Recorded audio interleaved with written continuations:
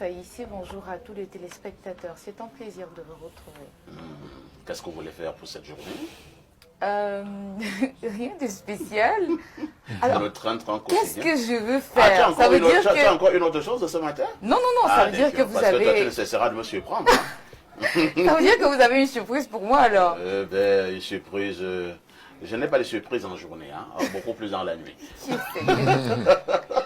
Ok, d'accord.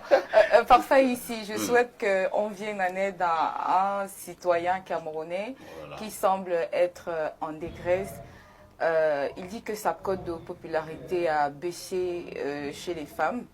Donc, oui, il veut que je lui passe un bonjour particulier. Question de relever un peu le niveau. Il s'agit de qui? Il s'agit de Manos Patrick. Manos Patrick. Oui, Manos Patrick. Il me dit donc les voisines ne le gèrent plus. Non, les voisines ne le gèrent plus. Même quand il va à l'école, à l'université, même les petites personnes ne le regardent. Donc, du coup, il faut que je prononce son nom à cette époque. Longtemps son nom, monsieur. Ça va? Manos Patrick. Oui, oui, oui, oui. Ah, Manos Patrick, on a prononcé ton nom là. Voilà. Mais je vais te dire un truc, Manos. La popularité au niveau des femmes, ça ne fait pas que du bien. Hein. Ça peut même, à un moment donné, vous clôt-pilorer. Donc, va doucement. Il est à l'université, c'est ça? Oui, il est à l'université. Concentre-toi sur tes études. Fais bien l'école et l'école te fera du bien. Voilà, bien envoyé. Oui, parfait. Que disent les journaux? Parfait, ici les journaux sont en kiosque ce matin et voici l'essentiel de l'information à retenir. Qui manipule QT, le secrétaire général du comité central du RDPC dans la région de l'extrême nord? Le quotidien Info Matin qui traite de cette actualité nous indique en page 3 la décision du secrétaire général du comité central d'annuler les remplacements apparemment provisoires des membres de la délégation permanente régionale opérée par le PAN s'avère en ce moment précis, contre-productive et inopportune. À l'observation, le chef de la dite délégation, Cavaillé Guédibril, semble tout simplement vouloir redynamiser le parti dans cette région en palliant dans l'immédiat le vide du fait des membres décédés ou indisponibles. Au bas une de ce journal, c'est Jean-François Mebinga qui s'exprime. L'opposition devrait proposer ce qui inspirerait les générations futures. Dans une tribune, le journaliste et écrivain tente de calmer ceux qui veulent le changement tout de suite. Le quotidien Capitaux Public Cameroun Tribune parle du Cameroun et de la Guinée équatoriale en dialogue permanent, écrit Marie-Claire Nana ce matin. La visite officielle qu'effectue depuis hier à Yaoundé le vice-président équato-guinéen Théodore Nguema Obiang Mangué offre 2 ans de pays frères une nouvelle occasion de renforcer leurs relations bilatérales. Le de Marc a été accueilli ce mardi après-midi à l'aéroport international de Yaoundé-Simalène par le Premier ministre chef du gouvernement Joseph Dione Gouté. Approche IMO Yaoundé 7 en pionnière, c'est l'information qui barre la une du quotidien Mutation. Georges-Alain Boyomo écrit en page 7, le ministre de la décentralisation et du développement local a lancé hier mardi une vaste opération d'assainissement avec près de 500 jeunes et femmes recrutées dans cette commune de la capitale.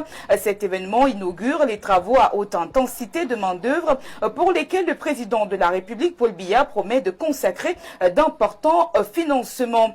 L'actualité dans cette revue de presse, c'est aussi l'affaire Martinez-Zogo. Le messager qui est en kiosque ce matin s'interroge à qui profite le crime. À bientôt 3 ans de la découverte du corps supplicié de l'animateur radio. Le bal des procédures coince devant le tribunal militaire de Yaoundé. De nouvelles personnes sont interpellées pendant que le peuple attend désespérément que la vérité éclate et que la justice soit rendue. Le quotidien régional d'information du Nord Cameroun, le Sahel, qui est en kiosque ce mercredi, parle de la crise post-électorale. Guy Baguetama nous faire parvenir ses inquiétudes qui planent autour des recettes douanières dans le Nord. Lire la page 4 pour en savoir davantage sur cette actualité. Réouverture des concours, les instituteurs crient à l'injustice, écrit la Nouvelle Expression ce matin. Les enseignants sortis des écoles normales, des instituteurs, ont saisi le Premier ministre pour dénoncer leur marginalisation dans la réouverture des concours directs annoncés par Paul Biya. La page des hautes parfums de cette actualité. Je clôture cette revue de presse avec l'économie quotidienne qui fait des perspectives vers une nouvelle baisse des recettes pétrolières en 2026. Un recul envisagé dû à la la combinaison de plusieurs facteurs et qui aura une incidence sur les finances publiques. L'information est donc à lire dans ce journal paru en kiosque ce matin par Faïssi. Merci Claudia pour toutes ces informations fraîches parues donc en kiosque au Cameroun. Allez au niveau des kiosques, ne soyez pas des simples titrologues. Le prix du journal au Cameroun, c'est 400 francs CFA. C'est le moins que le prix d'une bière. Exactement. Claudia, Oui, parfait. on se dit à demain 10h. À demain 10h, 28 d'émission. N'oublie jamais le conseil, Claudia. Petite Claudia, tout ce qui brille n'est pas or, ma petite reste très très prudente. Claudia, j'ai l'impression que tu n'appliques plus véritablement ce conseil. Comment ça? Qu'est-ce qui vous fait penser Ça me dérange beaucoup. Non. Claudia, n'oublie jamais le conseil. Petite Claudia, tout ce qui brille n'est pas or. Ma petite reste très très prudente. Que ce ne soit pas une récitation. À tout de suite pour la suite.